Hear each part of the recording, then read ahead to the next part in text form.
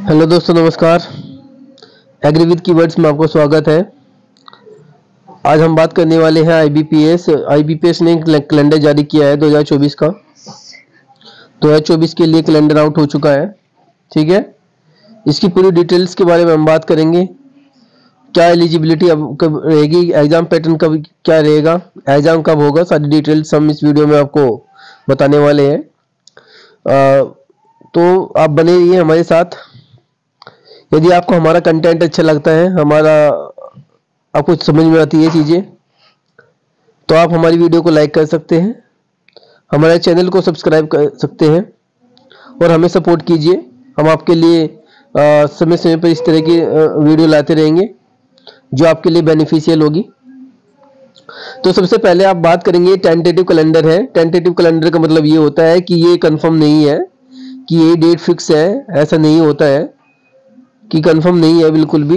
ये एक tentative date है, इसमें चेंजिंग हो सकता है, आगे चेंजिंग किया जा सकता है। ये कंफर्म नहीं है। अगर कोई से कहता है कि ये कंफर्म है तो बिल्कुल गलत बात है। वो उसको ये नहीं पता कि टेंटेटिव का मतलब क्या होता है। टेंटेटिव का मतलब ये होता है कि ये चीज़ें दी हुई है बट ये कंफर्म नहीं है। हो सकता है कि आगे ये कंफर्म हो जाए, बट अभी इसमें हम इसको कंफर्म नहीं मान सकते कि यही डेट फिक्स रहेगी। ऐसा कभी इसमें कोई ये नहीं है, कंफर्म नहीं है, क्योंकि ये टेंटेटिव कैलेंडर है। तो टेंटेटिव कैलेंडर है ऑनलाइन, ये इसका आरआरबी का, पब्लिक सेक्टर बैंक का। ठीक है, तो ठीक है। तो आज हम बात करने वाले इसके बारे में, पूरी डिटेल्स के बारे में। यदि आपको हमारा कंटेंट ठीक लगता है तो आपको मैंने बोला ही आप सब्सक्राइब कर सकते हैं हमारे चैनल को।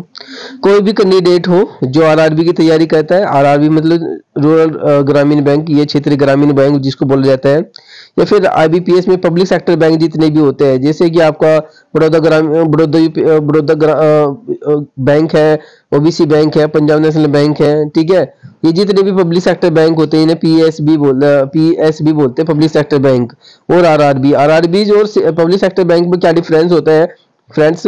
आरआरबी होता है ग्रामीण क्षेत्रों में, यानी कि ऐसे बैंक जो ग्रामीण क्षेत्रों के लिए काम करते हैं, ग्रामीण क्षेत्रों में स्कीम को लागू करते हैं, उसे हम आरआरबी बोलते हैं। और पब्लिक सेक्टर बैंक ऐसा बैंक होता है जो भी स्कीम लाता है वो हर जगह, यानी कि पूरे centre government, state government plus centre government दोनों पर लागू होता है। तो ये दोनों का मैं डिफरेंस मैंने आपको थोड़ा सा बताया है। अगर कोई बैंक की तैयारी कर रहा है तो वो कैंडिडेट आराम से उसके बारे में समझ सकता है। और हम बात करते हैं, सबसे पहले आरआरबी आता है, उसके बाद पब्लिक सेक्टर बैंक आते हैं, यानी कि पब्लिक सेक्टर बैंक की वैकेंसी आती है। तो सबसे पहले आरआरबी की वैकेंसी आएगी। कब से शुरू हो जाएगा? अगस्त में वैकेंसी आने के लिए इन्होंने कहा है कि जो प्री एग्जाम होगा, प्री एग्जाम 3 अगस्त 2024 को होगा।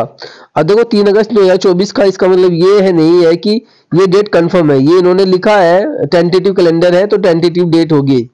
तो 3/8/2024 का कंफर्म नहीं है, बट आप कह सकते हैं कि अगर आप इसे देख के, इसको टारगेट रख के आप स्केल 1 के अधिकारी जो भी पीओ वगैरह जो होते हैं वे तैयारी कर सकते हैं। अगर अगस्त में वैकेंसी आ रही है तो यानी कि 2 महीने पहले, अगर हम बात करें जुलाई 2024 में इसका नोटिफिकेशन रिलीज हो जाएगा। तो अगर आपकी ये डाउट है कि कब आएगी वैकेंसी, तो मैं आपको बता देता हूँ, जुलाई में आएगी। तो फ्रेंड्स, ये बात आपको समझ आई। जो पीओ है आरआरबी में, ये पीओ का पोस्ट आने वाला है, यानी कि उनका एग्जाम 3 अगस्त में होगा। तो यानी कि 2 महीने आप इसे पीछे गैप कर सकते हैं, यानी कि 3/6/2024 में इसका नोटिफिकेशन रिलीज होगा। किसका? पीओ का। ठीक है, आरआरबी के अंदर की बात कर रहा हूं मैं। आरआरबी स्केल 2 का एक सिंगल एग्जाम होता है, जिसमें स्केल 2 और स्केल 3 होते हैं।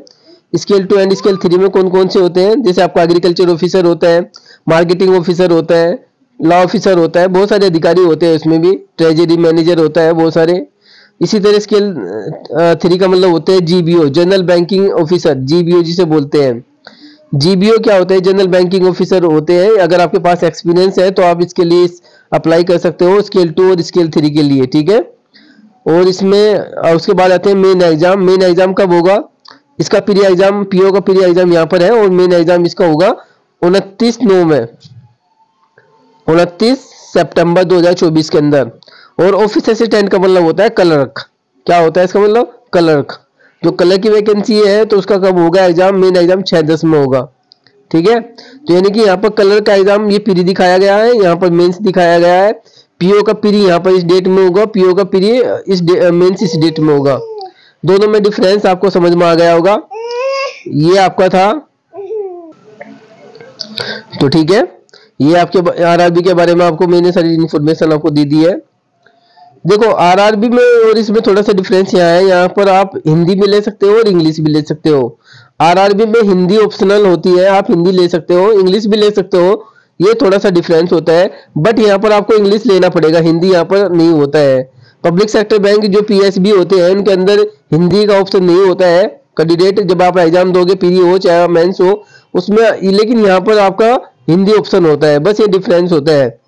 यहाँ पर दोनों भाषा यूज होती है, हिंदी भी इंग्लिश भी, क्योंकि जो रूरल बैंक होते हैं, ग्रामीण क्षेत्रीय बैंक होते हैं, उसमें हिंदी का ज्यादा यूज होता है, लोकल लैंग्वेज का ज्यादा यूज होता है यहाँ पर, ठीक है। इसलिए यहाँ पर हिंदी ऑप्शनल में रखी गई है। आप यहाँ पर हिंदी भी ले सकते हो, इंग्लिश भी। लेकिन जो पब्लिक सेक्टर बैंक होते हैं यहाँ पर केवल और केवल क्या हो सकती है, केवल और केवल यहाँ पर इंग्लिश होगा, हिंदी का ऑप्शन नहीं होता है, ठीक है। आई बात समझ में? ये सब आप समझ में आ गए होंगे। प्रीलिमिनरी एग्जाम की बात करें, प्री एग्जाम की बात करें, तो ये क्लर्क्स का नोटिफिकेशन है, इतना इस तारीख को होगा। जो पीओ प्रोबेशनरी ऑफिसर यानी जिसे पीओ बोलते हैं उनका ये डेट होगा। स्पेशलिस्ट ऑफिसर जो होते हैं उनका एग्जाम ये होगा। स्पेशलिस्ट ऑफिसर में एग्रीकल्चर फील्ड ऑफिसर भी हो सकता है, एग्रीकल्चर वो आपका मार्केटिंग ऑफिसर होता है, लॉ ऑफिसर होते हैं, बहुत सारे जो स्पेशलिस्ट ऑफिसर होते हैं उन सभी की बात कर रहा हूं मैं। उसके बाद इनका मेन एग्जाम कब होगा? क्लर्क्स का मेन एग्जाम 3/10 में होगा, 2 महीने के बाद। पीओ का एग्जाम 1 महीने के जस्ट बाद हो सकता है। और उसके बाद स्पेशलिस्ट ऑफिसर का एग्जाम दिसंबर में रखा गया है। ये हमेशा जनवरी में हुआ करता था, पिछले कई साल से जनवरी में चल रहा था, जनवरी में। लेकिन इन्होंने कहा है कि इसको हम निपटा देंगे, यानी कि एग्जाम को हम क्या करेंगे, एग्जाम हम कंडक्ट करा देंगे 2024 के अंदर ही। यानी कि इसका प्री प्लस मेन ये यहाँ पर करेक्शन हुआ है। प्री और मेंस का एग्जाम जो होगा आपका 2024 ही के अंदर होगा।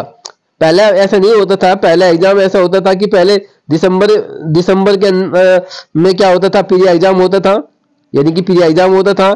स्पेशलिस्ट ऑफिसर की बता रहा हूं मैं बात। और इसमें आपका जो मेंस एग्जाम होता था वो आपका जनवरी में होता था, बट ऐसा नहीं है। अब की भाई इन्होंने चेंज किया है कि 2024 के अंदर ही ये क्या करेंगे, एग्जाम को खत्म करा देंगे।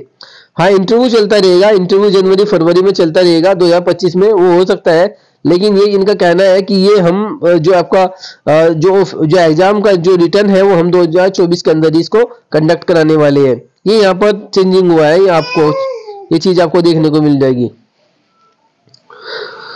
उसके बाद प्रोसेस की बात करें तो प्रोसेस रजिस्ट्रेशन क्या है, कैंडिडेट आप दे सकते हैं, ऑनलाइन मोड पर रहता है हमेशा। फोटो कितने रहेंगी, 20 से 50 KB का होगा, जेपीजी फॉर्मेट में होगा, सिग्नेचर होगा। थंब इंप्रेशन की बात करें तो इतना होगा। स्कैनिड कॉपी की बात करें तो सब इतना आप लिख सकते हो, ठीक है। ये सब कुछ है, डिटेल्स नोटिफिकेशन में आ जाएगा, आप विजिट करते रहिएगा। जब भी नोटिफिकेशन आएगा इस वेबसाइट पर आप विजिट कीजिएगा, मिल जाएगा, ठीक है।